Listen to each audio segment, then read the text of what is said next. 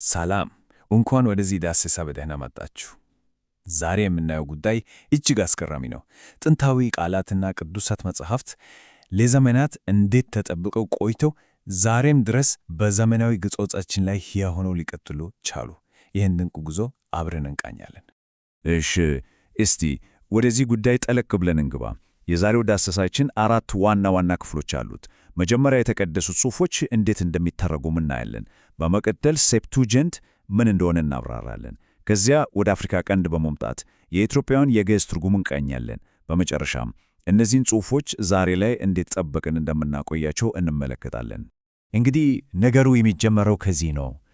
የተቀደሱ ጽሑፎችን ከመተርጎም በጥንት ጊዜ እምነቶች እየተስፋፉ ሲመጡ ዋና ዋናዎቹን የዕብራይስጥ ጽሑፎች ለተለያዩ አዲስ ማኅበረሰቦችና ባህሎች ተደራሽ ማድረግ ይግድ አስፈላጊ ነበር።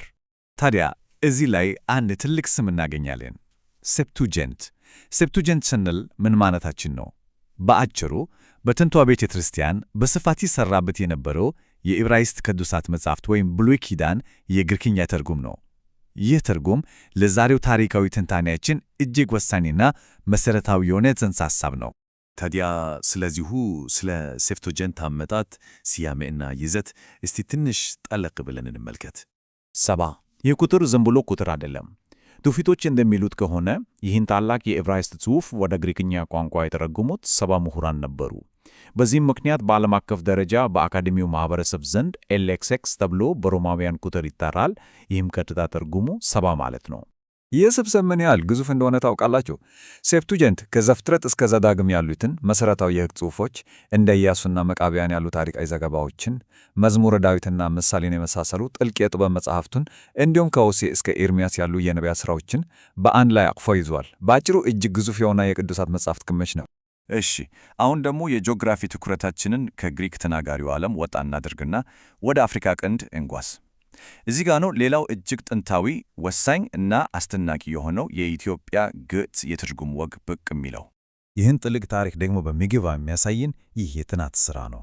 በዶክተር መክብብ ሥላሴ የተዘጋጀው የኢትዮጵያ የመጀመሪያው የመጽሐፍ ቅዱስ ትርጉም በግዕዝ ቋንቋ የተሰኘው የመጽሐፍ የኢትዮጵያን የትርጉም ጥናት እና ምርምር ምን ያህል ስር የሰደደና ታሪካዊ መሠረት ያለው እንደሆነ በግልጽ ያሳየናል። እዚህ ላይ የምታዩት ደግሞ የዚሁ ጥናት አካል የሆኑትን ትክክለኛ ግዕዝ ጽሑፎች አካዳሚያዊ የግርጌ ማስታወሻዎችና ምስሎች ነው። ይሄ ዝም ብሎ የቆየ ታሪክ አይደለም። ዛሬም ድረስ ምሁራን እነዚህን ጥንታዊ ጽሑፎች እንዴት በጥልቀት እየመረመሩ እያጠኑና ለትውልድ እያስተላለፉ እንዳሉ የሚያሳይ ሕያው ማስረጃ ነው። ታዲያ ይህን ሁሉ ጥንታዊ ሀብት ዛሬ ላይ እንዴት ጠብቀን እናቆየዋለን?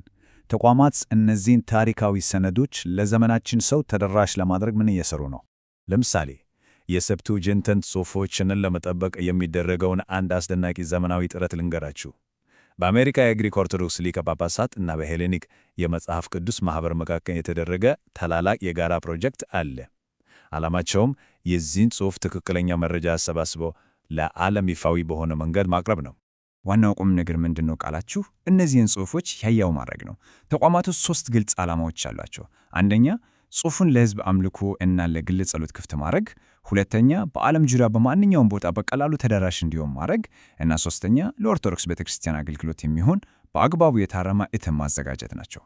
ይህ ጽሑፎቹን ከቤተ መጻሕፍት መደረጃ አውጥቶ የዕለት ተዕለት ሕይወት አካል የማድረግ ትልቅ እርምጃ ነው። ይህን ስናደርግ ግን አንድ ትልቅ ፈተና አለ።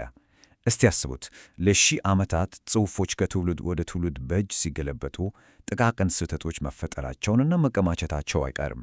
ስለዚህ የዚህ ፕሮጀክት ዋነኛ እና እጅግ ጥንቃቄ የሚፈልገው ሥራ በእነዚህ ረጅም ዘመናት የተከማቹትን ስህተቶች በሙሉ ያረሙ ትክክለኛውን ሐሳብ መልሱ ማግኘት ነው።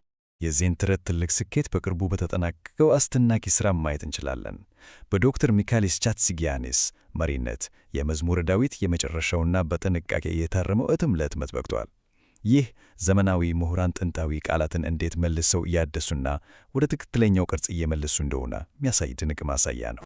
ግን ደግሞ እነዚህ የተሟሉ እና የመጨረሻ እትሞች እስኪያልቁ ረጅም ጊዜ ይወስዳል። ታዲያ እስከዚያው ድረስስ? እዚህ ጋር ነው የፕሮጀክቱ ብልሃት የሚታየው። ዋነኛውና ጥብቁ የአርትዖት ሥራ በስተጀርባ የተካሄደ በአሁኑ ጊዜ ያሉትን የተሻሉ ጽሑፎች ለተጠቃሚዎች ተደራሽ ማድረጋቸውን ይቀጥላሉ። ይህም ማለት ማንም ሰው ጽሑፉን ከማግኘት አቋርጦ አይጠብቅም ማለት ነው። በመጨረሻም ይሄን የትንታኔ ቆይታችንን ስናጠቃልል አንድ ትልቅ ጥያቄ አንስተን እንሰናበት። የዛሬዎቹ ዲጂታል ማህደሮች እና እጅግ ጥንቃቄ የተሞላባቸው የምሁራን እርማቶች እነዚህን ጥንታዊ ጽሑፎች ለመጪዎቹ ሺህ ዓመታት እንዴት ይቀርጿቸዋል? ታሪክን መጠበቅ ማለት ያለፈውን ማስታወስ ብቻ አይደለም፣ ሕያው ቃላትን ለነገው ትውልድ ማሸጋገር እንጂ። ስለተከታተላችሁኝ ከልብ አመሰግናለሁ። ቸር እንሰንብት።